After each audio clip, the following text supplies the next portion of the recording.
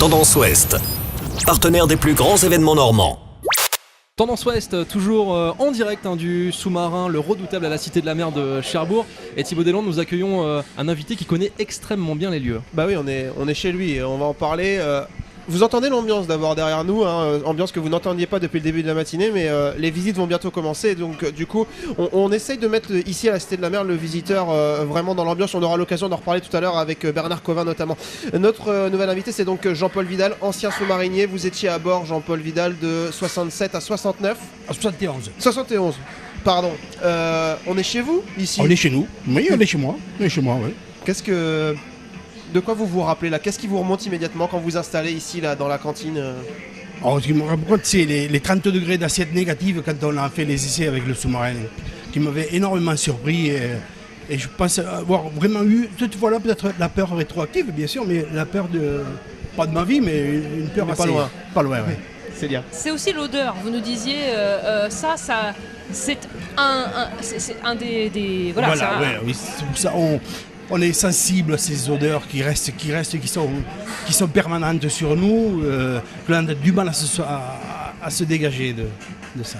Mais bon, c'est des odeurs quand même qui sont familières et qui sont bonnes. On se rend pas compte. Pour vous à l'époque, le lancement du Redoutable, ça représentait quelque chose d'assez incroyable. C'était un sous-marin hors norme.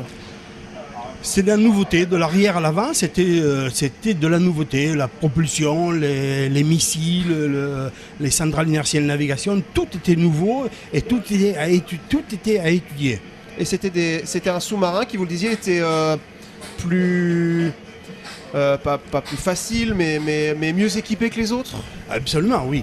D'abord, premièrement, vu sa taille, parce que nous passions quand même de sous-marins qui faisaient 400, 600 tonnes, 1200 tonnes. Nous passions à des sous-marins qui faisaient 9500 tonnes. Le confort, ça change, ça a changé Énormément, en tout cas, énormément déjà, bannette individuelle, salle assez grande pour se retrouver ensemble, pour discuter, pour jouer. Oui, tout à fait. Est-ce que aujourd'hui, en 2017, vous auriez envie, vous, de vous refaire une petite plongée là à bord d'un sous-marin? J'ai toujours rêvé, depuis que j'ai quitté la marine, j'ai toujours rêvé de revenir sur un sous-marin. Bon, je l'ai visité, mais j'ai jamais navigué avec, et ça, je le regrette énormément.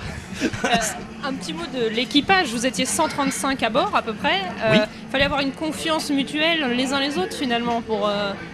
Tout à fait, mais c'était le propre presque des sous-marins, des équipages de sous-marins, d'avoir toujours confiance à son copain. Si on n'avait pas confiance à son copain, on était mal dans sa peau et on était mal sur le bateau.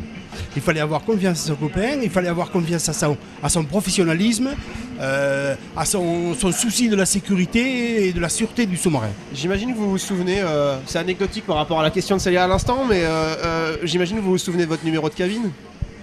Ah non, j'en ai fait plusieurs, j'ai fait la cabine juste ici. La première fois où j'ai dormi sur le Redoutable, c'est la cabine ici que l'on voit là. Voilà, la cabine que vous pouvez voir peut-être derrière la caméra si vous êtes sur tendanceouest.com. Et ensuite j'en ai fait trois en bas. Voilà. 3 en bas parce que j'ai fait pendant les essais, il y avait plein d'ingénieurs, il y avait plein de monde.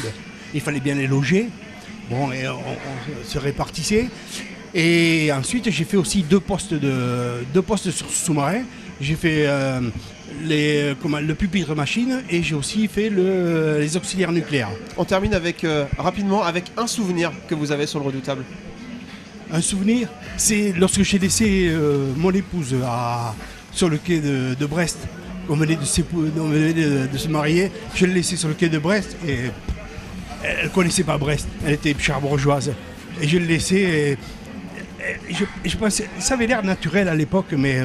c'est souvenir, et après de la retrouver, ça a été extraordinaire. Merci Jean-Paul Vidal d'être venu partager avec nous vos souvenirs ici à bord du Redoutable, qui a été votre bateau aussi jusqu'en 1971.